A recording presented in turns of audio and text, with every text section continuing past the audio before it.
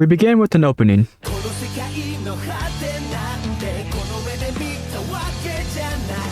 I mean, it's not a new opening, but it does have some whole cake footage in it. I still enjoy it. But we truly begin with everyone starving. But in case of the dire situation, they still have emergency food though. But hey, Luffy eventually fishes up a big one.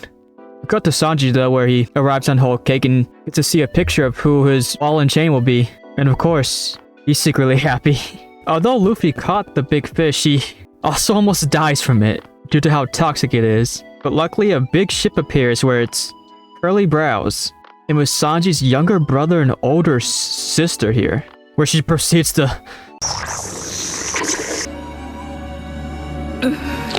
I also watch One Piece for the plot.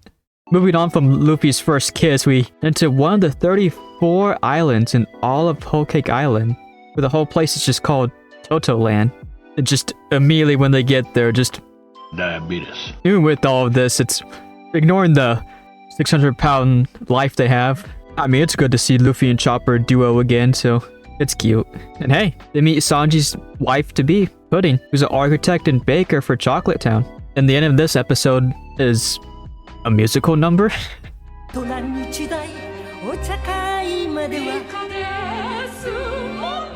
Yeah, it's surprisingly an interesting concept for this. With the whole arc having musical numbers in between, around 4 to 5 I believe. But it oddly fits too. And it's a really good introduction for Big Mom, that's to say. Showing through the whole musical number just how far she'll go just to make a cake. It really shows why she's the Emperor of the Sea.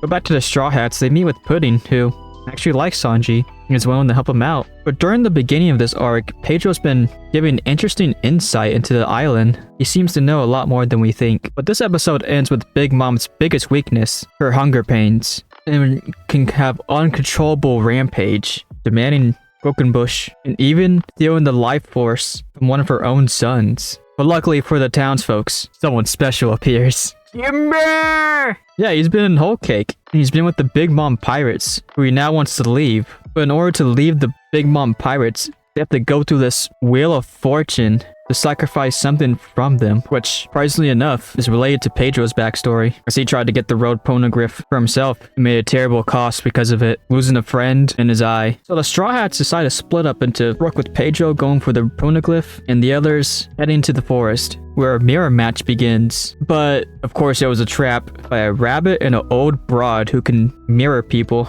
where another musical number ensues. So through this arc, we finally get to learn the true backstory of Sanji, part of a family called Germa 66, where he was abused by his brothers, neglected by his father. The only one that made him human was his mom, and she's the reason why he loves to cook. And he's abused because he's just technically a defect. Everyone else has all that super strength and speed, but he doesn't. And weirdly enough, his father just wants to keep invade the North Blue, which to present day, Sanji has a little fight with his dad, and because the distrust they have towards him, they handcuffed him, which will explode his hands off. Surprisingly enough, this whole backstory was foreshadowed all the way back in, you guessed it, the two most important arcs it seems, Jaya and Skypiea. We finally get a conclusion on Punk Hazard, surprisingly. Why Caesar was making giant kids was because of Big Mom. All because she wants a perfect utopia of every race, but the giants don't like her, so she had to make her own, it seems. But back to the forest, Luffy meets a guy with a giant head and just keeps bringing bodies to him. And the old broad just sends Chopper and Carrot to a mirror world. But immediately we get one of the first big fights for Whole Cake. Luffy versus a giant biscuit, but it's one of the sweet generals, Cracker, with 860 million bounty.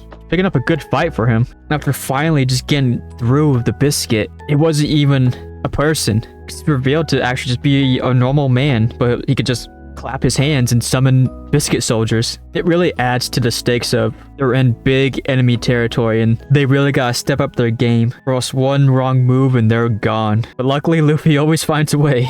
And surprisingly, we get a new fourth gear, Tank Man, or what you'll normally see at a local Walmart. After all that big fight in the forest, Luffy and Nami actually meets up with Sanji, which cuts to my personal favorite opening for this arc.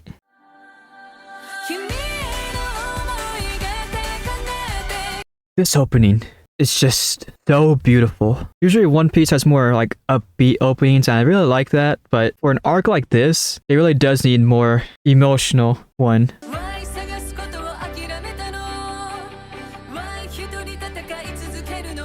I don't know, words cannot describe how good it is to me, which makes the episode so much more better. Episode 808.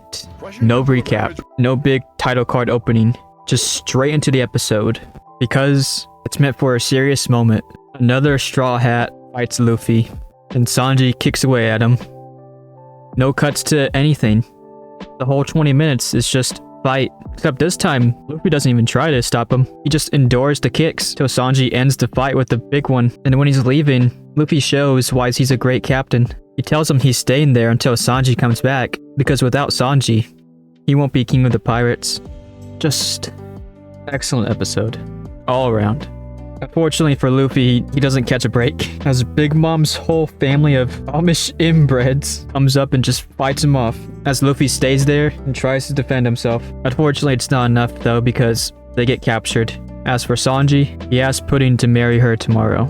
All we have left, Brook and Pedro. They seem to be doing good though. Pedro's being a demolition expert, and Brook's showing off his Soul King skills by draining the souls of the chest. Now this is where multiple stuff happens at once, so hope you can understand. So Luffy and Nami are captured in a library that Big Mom has to keep all unique things, where Pudding appears and she tells something about Sanji, but we don't know what yet. Then in the mirror world, Chopper and Kara defeated the old hag, and is using the world for their advantage. Oh, and Brook? Yeah, he's about to face Big Mom. He's fucked. But with Pudding now, after that exchange in the library, we learned something very valuable from it. Pudding's, just betraying the Straw Hats and making fun of Sanji in his proposal to her. And then poor Sanji hears this and just tries to light a cigarette, but he can't. And another emotional moment for Sanji. Man. Oh, and Pudding has a Devil Fruit power. She can rewrite memories. From emotional to badass, Brook is facing Big Mom. It's very one-sided, but you put in some damage. But it wasn't enough, unfortunately. As for the library, Luffy almost attempts to rip his arms off just to escape. But luckily, the boy Jinbei appears and saves them. And another I watched the plot moment appears. And Pedro is facing an old enemy of his, the rooster from Fishman Island, where he almost attempts to take his life. Luckily, they came in to rescue him. And they also find Brook, who's sleeping with Big Mom. And after saving him, I don't know if he wanted to be saved, he actually did his mission and got the road poneglyph copies. I know a lot of people say this is like Sanji's arc, but man, also Brook's, goddamn, pulling in the heavyweight. And with everyone safe, Luffy decides to head back to the spot he promised to Sanji, or even Sanji's heading there now, with another emotional episode of just Sanji saying how he truly feels. Luffy almost starving, but Sanji cooked everyone's favorite food, without realizing it, and they make up. After that exchange, they partner with someone you least expect. We get to see another Worst Generation member, Bang? The Mafia guy. And what's his sad, heartfelt backstory? He just loves to kill people. And he's been wanting to kill Big Mom. So he joined the Big Mom to be a bouncer or security guard for her tea parties, and he fell in love with Lola's sister. And they have a kid. He's one of the few good fathers in this story.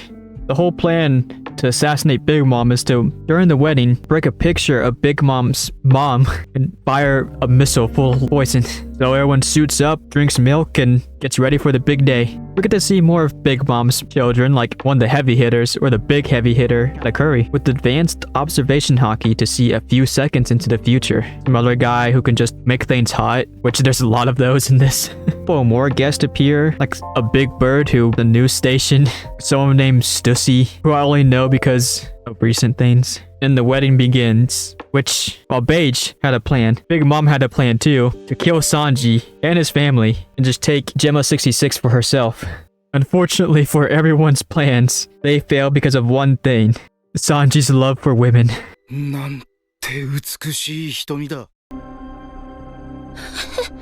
But it actually works in their favor because, which shocks her because she had a lifetime of verbal abuse just because she had a third eye. That's it.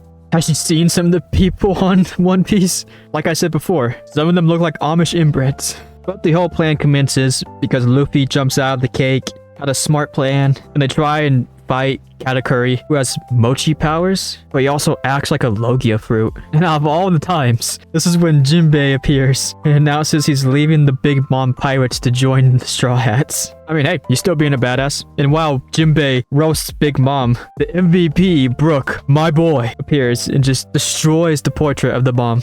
And the plan almost works, but it's just Big Mom in complete shock, and she's not screaming. Sanji's dad is just crying because he's dealing with a lifetime of verbal abuse. Sanji comes in, saves his family. Big Mom begins to scream. Oh, and all this chaos is a perfect time for a good backstory. So Big Mom was abandoned by her real parents on Elbaf, but was adopted by a nun who adopts many races or unique children. And she also, strangely enough, has a soul ability. But because of Big Mom's hunger pains, she destroys the village and forces the nun to leave off her adopted kids. But she's not really adopting them, she's just traffic her.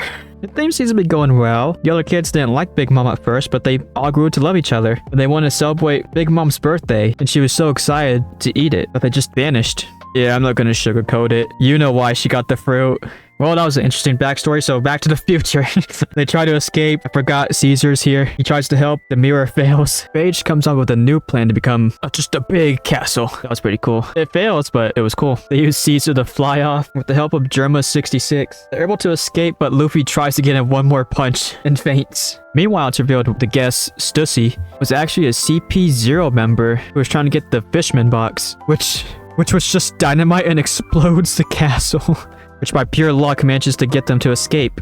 But now comes the biggest critique of this arc. For the rest of the time, Big Mom will be dealing with her hunger pain because she didn't get a taste of the wedding cake. So now she'll just be a mindless giant just wreaking havoc on her own citizens. They're just constantly screaming about cake. Instead of becoming a threat, she just becomes an obstacle. So the Straw Hats divide to get the submarine and head to the ship, while Pudding plans to make another wedding cake. Also, while Katakuri ambushes on the Thousand Sunny. And hey, Pedro lights up Sanji's cigarette. Yeah, that's what Ace did too. So Nami's able to lure Zeus away from Big Mom and just use a weather egg to make a big thunder crowd to knock her out. Pudding appears to the Straw Hats where it shows off her running gag now. She's a freak. But it's an interesting turn, because now someone sims for Sanji, not the other way around. But who cares, Nami's titty physics. More bites on nose than a Call of Duty game. But Sanji also decides to go with her and Lola's sister to make the wedding cake for Big Mom. Brook and Chopper try to fight off, but they get kidnapped by a lollipop guy. But while they're trying to defend the Thousand Sunny, Pedro gets a mini flashback to when he met Roger, motivating him to sail the seas, telling everyone has their own time to shine, which Pedro takes to heart. Another on-screen death.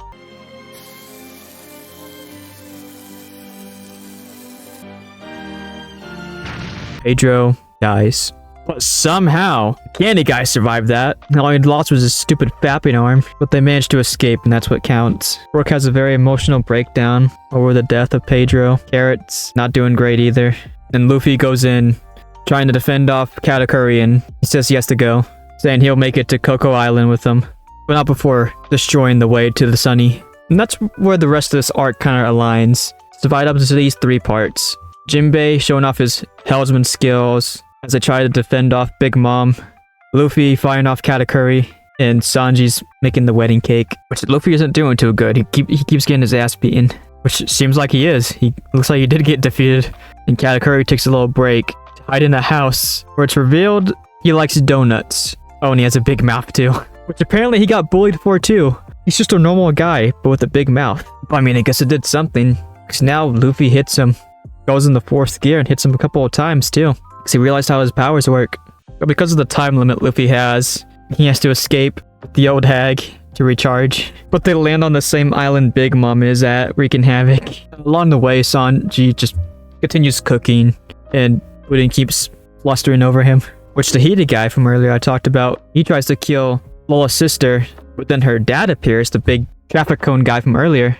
But then Sanji uses super speed, kicks him, just showing off his immense speed. Oh, we have a little like side quest going on with Beige. He wants to rescue his wife. His ship can drive on land too. Eventually later on he does save her, and then they drive off into the sunset. And through another backstory, turns out Big Mom, the whole equal rights for all races. Perfect harmony. Yeah, that was just bullshit. She only wants an equal space that she can control. So yeah, not redeemable. Back with the Straw Hats, well, it's now nighttime, which is important because it's a full moon. And we get to see a new power that minks can have. A new form. But it can also come with the sacrifice too, using that new form. Meanwhile, Luffy tries to also use advanced observation hockey, but he keeps failing. My boy Brook, during an intense moment, he tries to get some panties. Respect the grind, but I don't know if you want hers. It says Straw Hats versus Big Mom in the title, but it's really just Jinbei versus her. He's doing pretty good too. But they managed to team up and just lightning bolt her ass. Which after all that, Brook manages to find Zeus and Nami earns a new slave. Luffy's actually doing pretty good. He's slowly starting to see into the future. But there's also this annoying Hubba Bubba girl trying to interfere with the fight, which she does, but Katakuri wants to honor it and just gets himself with the trident. And he shows off his face. They do an intense eye-staring contest and locks fists at each other, which Luffy's still managing to do, throwing more hits. But there's one more surprise that Luffy has.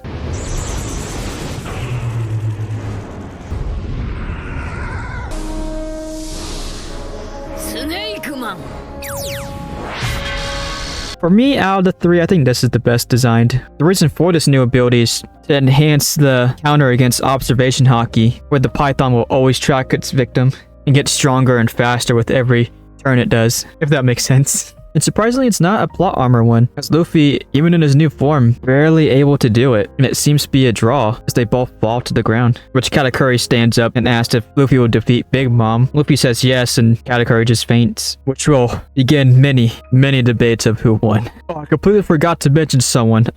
Peckums. He wasn't much in the story because he just vanished off at the beginning, but he appeared in the mirror world and came to help Luffy out. They knew about the rendezvous point for the Straw Hats, and now it seems cornered. But thanks to Peckums, they have a little bit of a fighting chance. And Germa 66 comes and joins the fight, defending Sanji, and Luffy and Sanji gets to make it back to the ship. And even Jinbei's pirate crew, the Sun Pirates, come in and save them because they want to say goodbye to Jinbei. But even then, after even giving Big Mom the cake and expressing happiness and having a nice old song, it still seems like she will win as the sun is being shot down. But this is where Jinbei sacrifices himself and says he has to leave, but promises Luffy that he'll make it to Wano, which they do. One last song from Brook and they escaped Whole Cake Island. Pudding rewrites Sanji's memory of her kissing him, and she has to say goodbye to him. And it ends with Sanji asking if they want dinner, while also showing Zeph cooking at the same time. The time skip has been interesting to say. Fishman and Punk Hazard were good, but not great. But while Dressrosa is great, it also is a major complaint about what is wrong with the pacing. Zoe's good, but it's more of a setup arc. So for Whole Cake, to me, it kind of re-sparks the interest of One Piece since the time skip. There's just so much about it that's excellent. The story with Sanji, the backstory, the environment of Otoland, some great moments from the Straw Hats that I didn't mention, Brook having time to shine, Jinbei coming back and pretty much joining the crew, Luffy showing up why he's a good captain. Because all of this was really technically to just get the Road Poneglyph copy and get Sanji. They didn't need to take down Big Mom. That was just Beiji's plan. And it really shows the threat of being in a Emperor's territory. And I really hope Wano does that too. It's not perfect, that's for sure. The last third was really where it kind of showed the pacing was bad, where it was heavily reliant on just the Luffy versus Katakuri. Everything else was with the Big Mom chase and making the cake was a bit of a slow burner, but it still had its moments. So for me, even with Dressrosa being great, Zoe's good too, I think Whole Cake just saved One Piece. That's where we'll have a setup arc for probably the rest of the series. It's my guess. And then we'll get to the final two movies and then head to Wano. I have been watching everything One Piece, every episode, special, movie, OVA, and that was Whole Cake Island. Thank you for watching and have a good day.